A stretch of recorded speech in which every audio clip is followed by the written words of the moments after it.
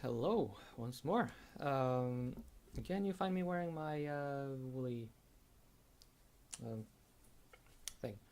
Same shirt, yes, or sweater, whatever. I wanted to talk about fan service as well. I don't know when I uploaded this video, but I am recording this right after the video where I discussed the news about the HDMI cable and redoing Xenosaga and all the Final Fantasy nonsense. I wanted to talk about fan service too. And, well, when I move around on the internet, I see that people frequently take that to mean hentai. Well, and one of those scantily clad lady characters with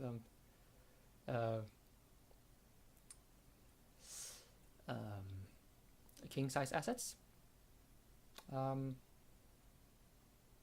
Okay, I can see how that can be interpreted as some kind of fan service. Fair enough. But then there is that other bit of fan service. And let's get into that one.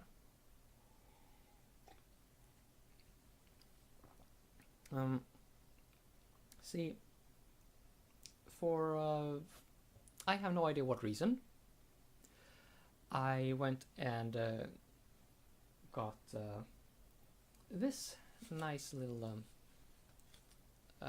bundle for the PS4. If you can see, I'm trying to angle it. Well, it's hard. Yeah, this is of course a Persona Dancing All Night collection, I think. No, Endless Night collection, which consists of Persona 3 and 5 dancing on the PS4 on disc, including a download for Persona 4 dancing. Maybe you are like me and think you don't like dancing games. Okay, I don't think I like dancing games myself. I don't pay much attention to rhythm games either. I have no idea why I bought this, but obviously I did. And yeah, by the way, it says PSVR compatible, but you can play it perfectly fine without VR. It's just the well, past a certain point with the social events, you can explore the other characters' rooms, and I'm guessing that's where the VR comes in. So if you have VR, you can just look around, just move around their rooms, just like you would move around your own,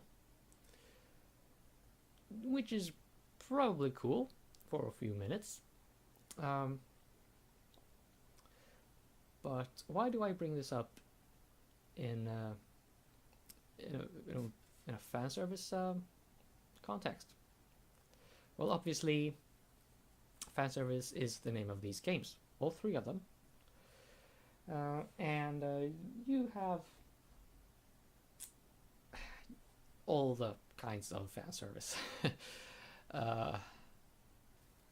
Well, at least in Persona 3 dancing. In Persona 5 dancing, I think they use most of the character models straight out of the Persona 5 game, so yeah, they don't really change anything there. But for Persona 3 dancing, holy moly, they've redone all the character models, brought them up to the design standards of the Persona 5 character models, and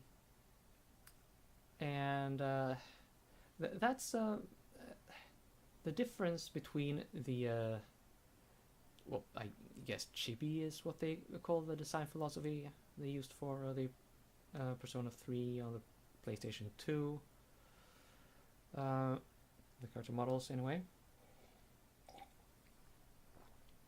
But between Persona 3 and Persona 3 Dancing, it really looks like the characters have grown. And they even kind of talk like that. I mean, it's subjective, I know, but I when I played Persona 3 Dancing, I got the impression that these characters from Persona 3, between then and now, they have actually grown. And yeah, okay. Well, I'll just get that out of the way first. During one of Yukari's dances, she just puts her hand on her hip and just does this, wags her finger at you. When I saw that, I nearly fell out of my chair laughing. I mean, that is just such a Yukari gesture for me anyway. I think that's just no one else in any Persona game would do that but Yukari. So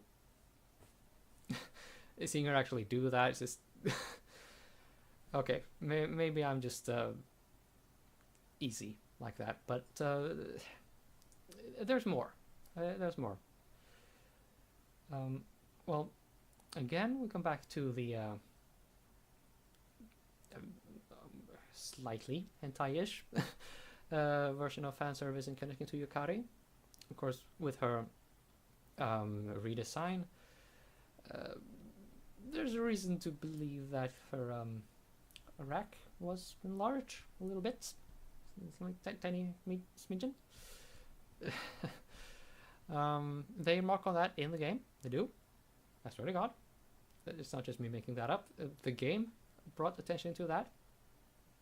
I did not notice it, but I see what they mean when they talk about that. But the really nice fan service in that game, in my opinion, it was. Well, I forget whose social event it was, but there we were. The main character, Junpei, someone else. Could have been Mitsuru, could have been Yukari, could have been Akihiko. And then they just started talking about the teachers in Persona 3. Like, yeah, man, those teachers. Do you remember who did this thing with the helmet and thing? And I sat there thinking to myself, oh, do I remember who did that thing with the helmet? Like, oh yeah, was it that guy? And Jesus, wow! Now I remember that guy too. And then they talked about that other teacher.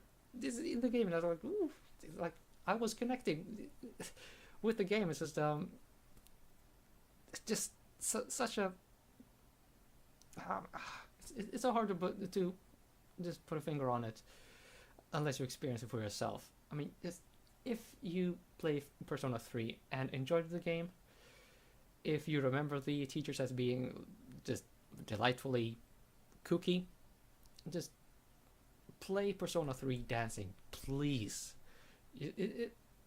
When you get to that point, when you get to that social event, you are going to just love it.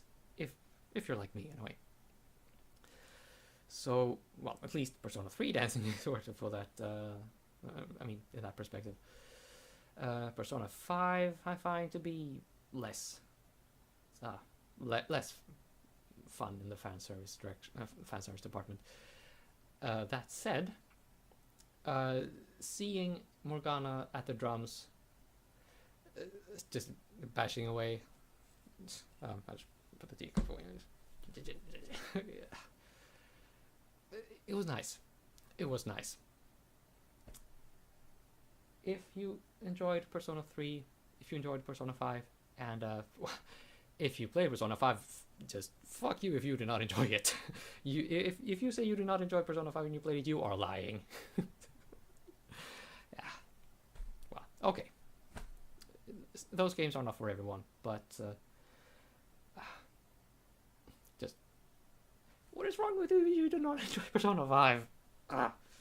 Just it's just such a lovely attitude in that game.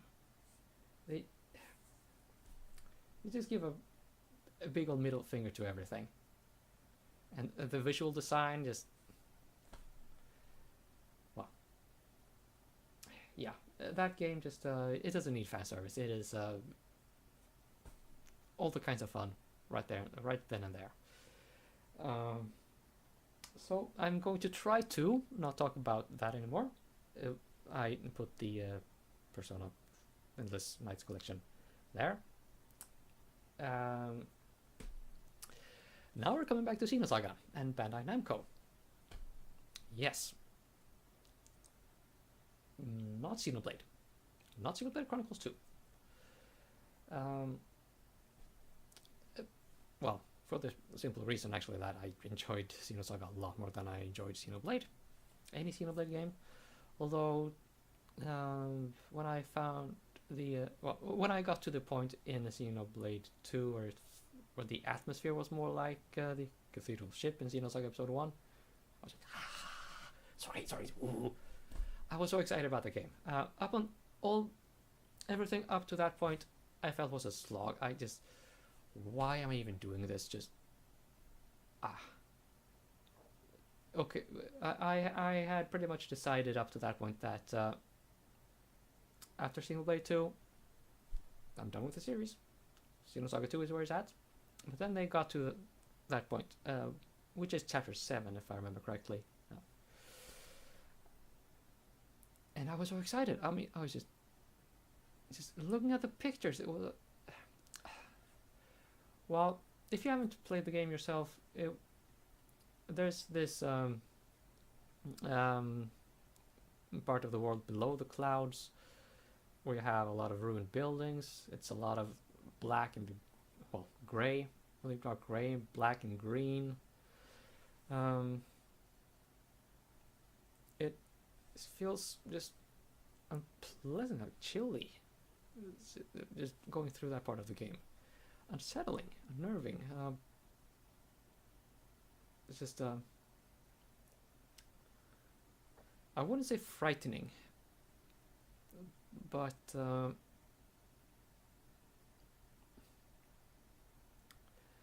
it kind of is like Alien 3 with a different color palette. I mean, the atmosphere, if you want to another analogy. And yeah, I was so excited when I saw that. I really was. So that was good fan service in that game. I care not in the slightest for the other bits of fan service.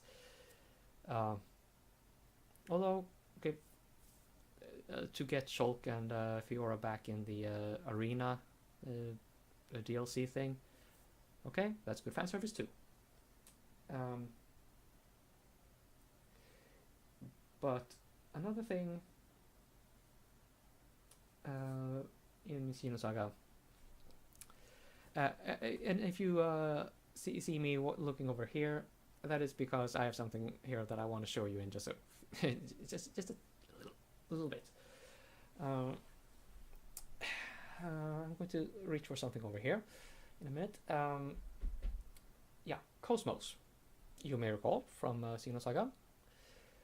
For just, I have no idea why, she became the de facto mascot character, the character they made all the figurines out of. Well, figurines of. Wow. And I found out not that long ago that there is a costume DLC item in this game over here. Tales of Vesperia Definitive Edition for the PlayStation 4. It's also available on PC and Nintendo Switch if you swing that way. I don't really like the Tales of games. I mean, they're not boring, but the combat system is, it's not for me. and I find that these stories just go in through one ear and out the other, as we say in Sweden. Just when we just don't care to pay attention. Frankly, it's not a good thing. There's one thing though that stuck with me from Tales of Exilia, Tales of Exilia 1, not 2. That is mucus. Yeah, a thing to remember people by.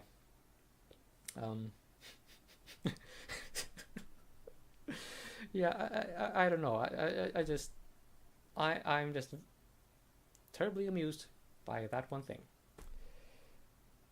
But this character here, I saw screenshots of her with a KOS-MOS outfit. When I found that out, I went and ordered this game within 10 minutes.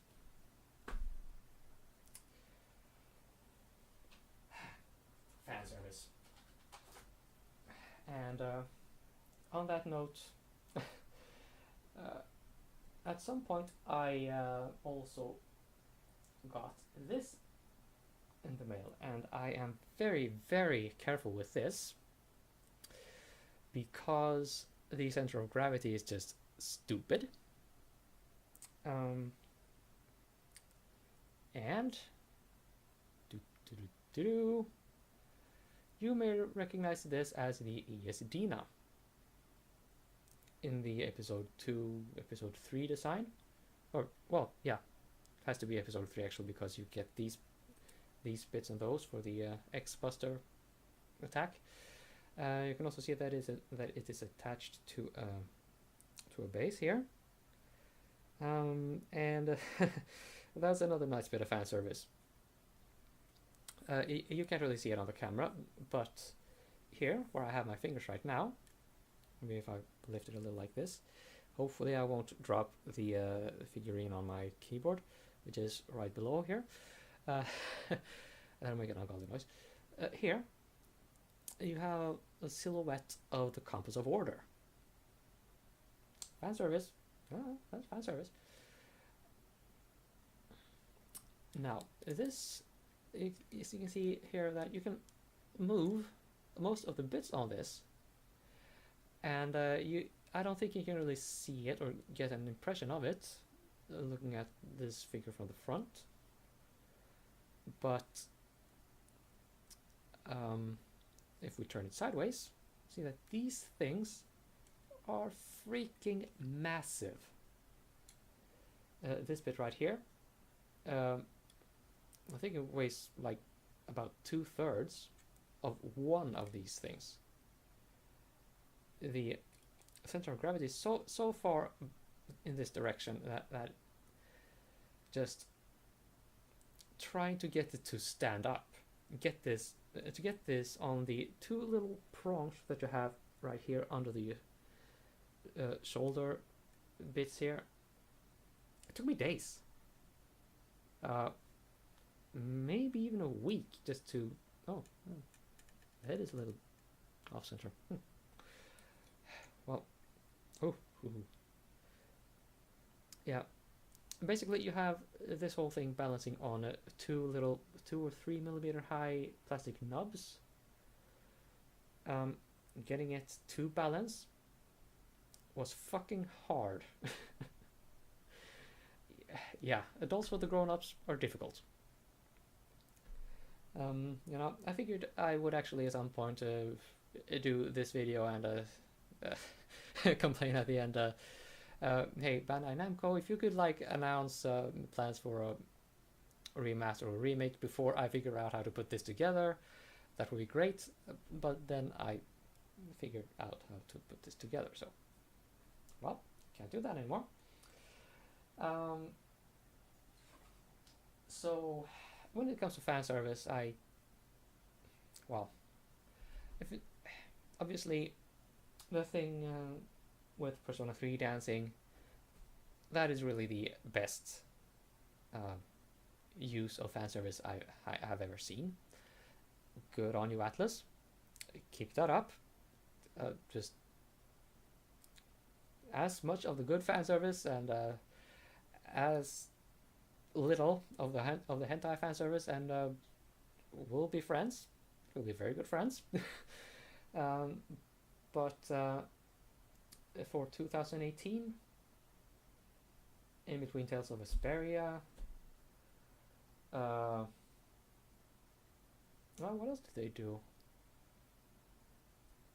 Wasn't there something else with KOS-MOS? Well, wasn't 2018 when she... No, wait, that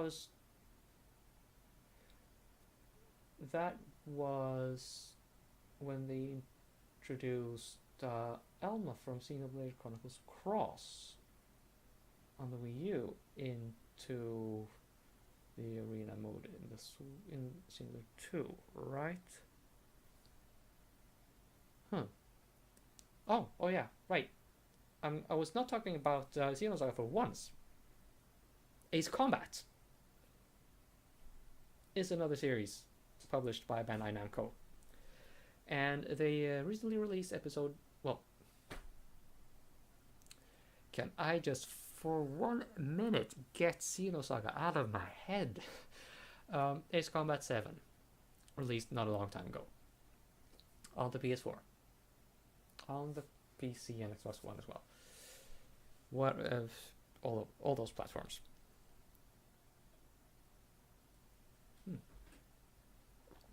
Ah, my teeth gone cold. Yeah, bloody unpleasant. But they also did a really nice spot of fan service there.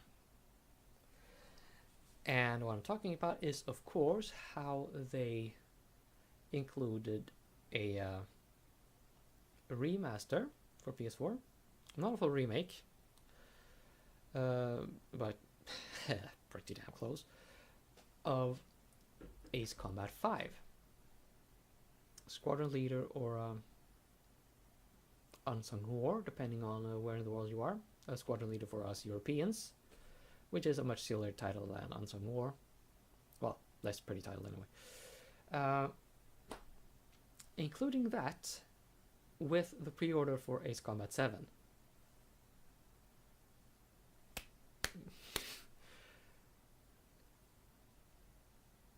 Bandai Namco, you win this battle of fan service. You really do.